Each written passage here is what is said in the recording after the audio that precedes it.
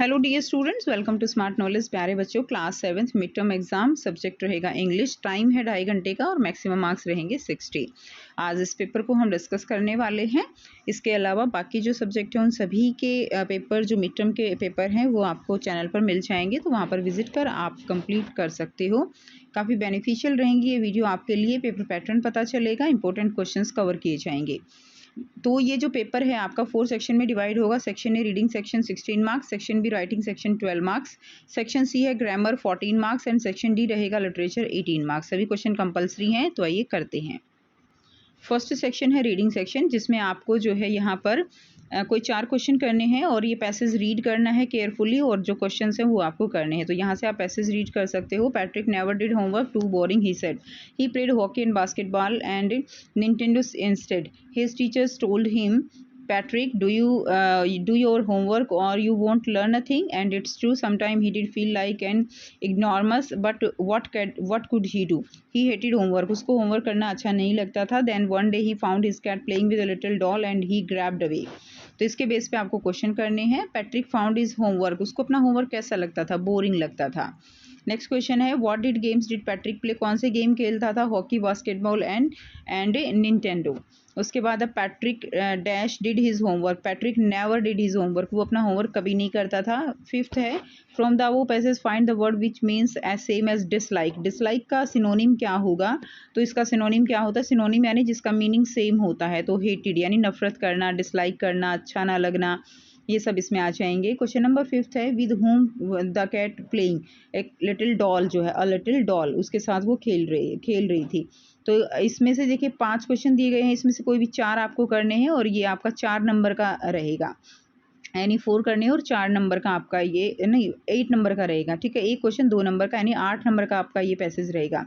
Second दिया गया है, read the passage carefully and answer the following question. इसी तरह दूसरा पैसेज है, ये भी 8 नंबर का।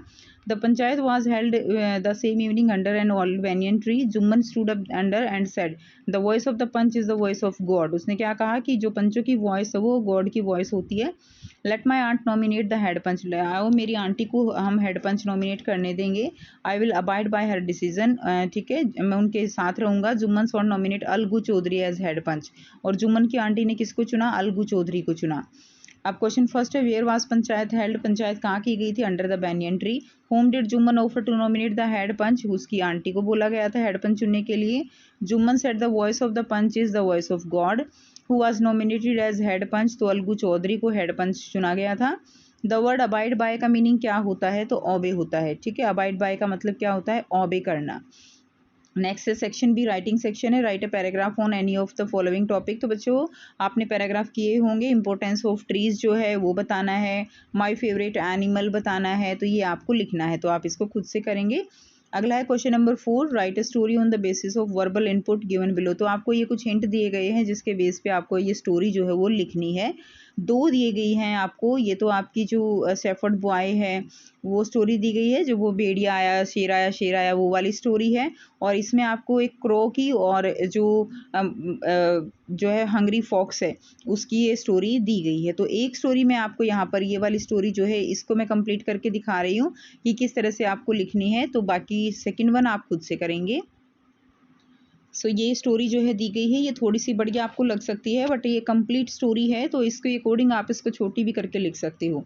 There was once a shepherd boy who looked after a flock of sheep near a white village, he spent his days alone in the field and time pass. तो वो जो है क्या था? टाइम पास करता था, उनको जो है वहाँ पे जो शिप थी उनको चराता था और बोर होता था। To amuse himself he thought a trick, अब वो बोर होता था तो उसने एक ट्रिक सोची। उसने क्या सोचा? One day the boy ran towards the village shouting wolf wolf, भेड़िया आया भेड़िया आया। A wolf is attacking the sheep, wolf ने शिप को अटैक कर दिया है। The villagers heard his cries and rushed to the aid with sticks and tools, तो वो भागे उसकी तरफ, but when they arrived they found no wolf and boy was laughing them, लड़का हंस रहा था। The villagers grumbled and went back to their home annoyed that they had been tricked, ठीक है, वो गुस्से में थे। A few later the boy grew bored again, फिर से लड़का बोर हो जाता है और वो फिर से वैसी ही हरकत करता है। He decide to play the same trick, running towards the village shouted wolf wolf, once more the village gathered in large number and rushed to help, but again they found no wolf, just the boy laughing even harder than before. This time the villagers were angrier and warned the boy not to lie again. अब उन्होंने उसको warning दी थी दोबारा ऐसा नहीं करेगा। But the boy didn't take their warning seriously, लड़के ने उसकी वार्निंग को सीरियसली नहीं लिया. He found the trick so amusing that he promise himself he would do it again. उसने खुद से प्रॉमिस किया कि वो दोबारा करेगा. Then one day a real wolf came. अब सच में आ गया wolf. It crept out of the forest and started attacking the flock. The boy was terrified. वो घबरा गया. ही रेन टूवर्ड्स द विलेज. वो चिल्लाया, ठीक है, and shouted at the top of his lungs. यानी जितनी टॉप ऑफ हिज लंग्स का मतलब क्या होता है, जितनी जोर से वो चिल्ला सकता था, वुल्फ वुल्फ. लेकिन कोई भी उसकी हेल्प करने के लिए नहीं आया. किसी भी गांव वाले ने उसको अब की बार विश्वास नहीं किया. The boy kept shouting. वो चिल्लाता रहा for the help but no one came. The wolf, seeing no one to stop it, attacked the flock and killed many sheep. Then he turned towards the boy. Despite his cries and pleas, the wolf showed no mercy. In the end, the boys are left alone with his regret and his fate. The villagers, upon finding out what had happened, felt sorrow but knew the boy had brought it himself. From them, the story of the shepherd boy who cried wolf was told in the village with a lesson. No one believe a liar even when he tells the truth. तो सबने उसको एक lesson के रूप में लिया कि कोई भी जो है झूठ पर विश्वास नहीं करेगा, बेशक उस टाइम पे वो क्या बोल रहा हो, सच बोल रहा हो. इसलिए कभी भी झूठ नहीं बोलना चाहिए. तो ये इस स्टोरी की मोरल हो जाएगी. तो इस तरह से आपको ये स्टोरी कंप्लीट करनी है. सेक्शन सी दिया गया है grammar section. Pick and tick the correct punctuation that should come in the box from the given option. तो इसमें आएगा व्हाई आर यू लेट. तो ये क्या आ जाएगा, इसके पीछे क्वेश्चन मार्क, ये पंक्चुएशन करनी है. राधा लव ऑरेंज, तो कॉमा आ जाएगा. Orange, banana and apple. Wow you are amazing, exclamatory sign आ जाएगा. विल यू टेक टी, तो इसमें क्वेश्चन मार्क आ जाएगा. I am happy today, full stop आ जाएगा. Fill in the blanks with correct option. तो ये 4 नंबर की हैं आपकी. Tommy has a pet dog. ठीक है, इसमें वाउल करना है आपको. Riya is an engineer. Engineer sound देखनी होती है, ई नहीं देखना होता है, ध्यान रखना. रिया इज इंजीनियर, ई की साउंड है. Mister Ram is honest man. इसमें देखिए ओ की साउंड आ रही है, बेशक इसमें एच है, ठीक है, कॉन्सोनेंट है, लेकिन साउंड इसमें ओ की आ रही है. ऑनेस्ट मैन बोला जाता है तो AEIOU, तो ओ में क्या आ जाएगा, एन आ जाएगा. Do you have a 1 rupees. इसमें वो की साउंड आ रही है, वो की, बेशक ओ है लेकिन साउंड वो की आ रही है, तो ए आएगा. Ganga is dash the longest river. The आ जाएगा, ठीक है, स्पेशल है तो द लॉन्गेस्ट रिवर. उसके बाद नेक्स्ट देखिए क्वेश्चन नंबर 7 है. Fill in the blanks with correct form of verb given in the bracket. The moon revolves around the earth. The moon revolves around the earth. I go to school daily. इसमें section 7 का second होगा. I go to school daily. Mohan is eating an apple now and we live in Delhi. Question number 8 है, match करना है. तो column A को column B से. इसमें क्या करना है बच्चों, आपको match the underline word in column A with the word opposite in meaning on column B. तो ए के ऑपोजिट लिखना है. तो इसमें I get up early in the morning, तो इसमें आ जाएगा I get up late in the morning. He is a kind. Kind का क्या हो जाएगा, काइंड का हो जाएगा cruel. Jumman and Algu were friends. तो फ्रेंड्स का बताना है तो एनिमीज, ठीक है, शत्रु.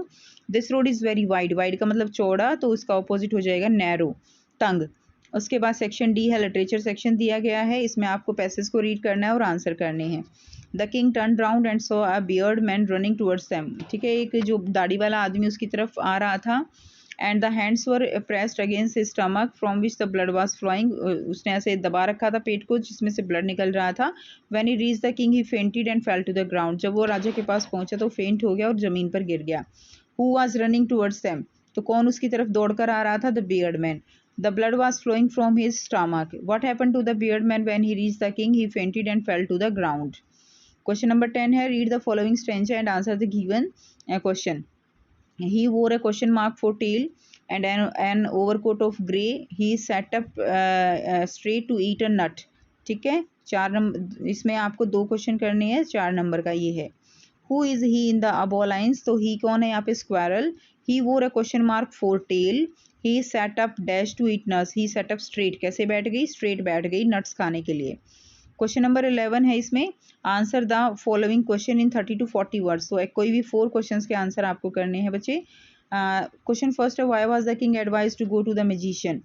ठीक है, क्यों एडवाइज किया उसने. So that the curse of his action and the king look into the future and only magician can do so. ठीक है, कोर्स ऑफ हिज एक्शन, और जो उसका काम था उसने king look into the future, तो ये आंसर हो जाएगा. बी है, having observe the squirrels around us can we see that a squirrel is fast paced animal. So yes they are always active. तो वो स्क्वायरल जो होती है गिलहरी वो बहुत फास्ट चलती है, बहुत फास्ट स्पीड रहती है उसकी, एक्टिव रहती है, doing something another like eating nuts and running playing, उन सब में वो एक्टिव रहती है। What did the king do in order to find the answer to the 3 question. King ने क्या किया, उसने आंसर ढूंढने के लिए सेंट मैसेजेस थ्रू आउट, उसने सबको मैसेज भिजवाए। द किंग प्रॉमिसिंग मनी, उसने मनी के लिए प्रॉमिस किया to anyone and who can answer 3 questions, की जो भी इन क्वेश्चंस के आंसर देगा उसको जो है क्या दिया जाएगा, उसको मनी दिया जाएगा। What was the hermit answer to the third question? Third question में hermit का आंसर क्या था? The most important business is to do good with that person. important business क्या है कि अच्छा करना है पर्सन के साथ। नेक्स्ट है क्वेश्चन नंबर ई है, he like to tease and play, who teasing whom and who. The poet and the other children like to tease, poet and जो दूसरे बच्चे थे वो टीज कर रहे थे, and play with the squirrel, और स्क्वायरल के साथ क्या कर रहे थे, खेल रहे थे। ठीक है, whenever the poet went a little close the squirrel would run away another direction। तो ये हो गया बच्चों आपका इंग्लिश का पेपर, जिसमें साथ में मैंने सारे आंसर्स भी आपको प्रोवाइड करा दिए हैं। आई होप वीडियो आपको अच्छी लगी होगी, कुछ समझ भी आया होगा। अगर वीडियो अच्छी लगी तो ज़रूर से लाइक करना, शेयर करना, चैनल को करना सब्सक्राइब। और ये कंप्लीट पेपर पैटर्न आपका सेम इसी तरह से मिड टर्म में आने वाला है, तो इसको ज़रूर करके जाइएगा। इंपॉर्टेंट क्वेश्चन है, फॉर्मेट है। ठीक है, मिलते हैं नेक्स्ट वीडियो में। Till then take care, bye bye.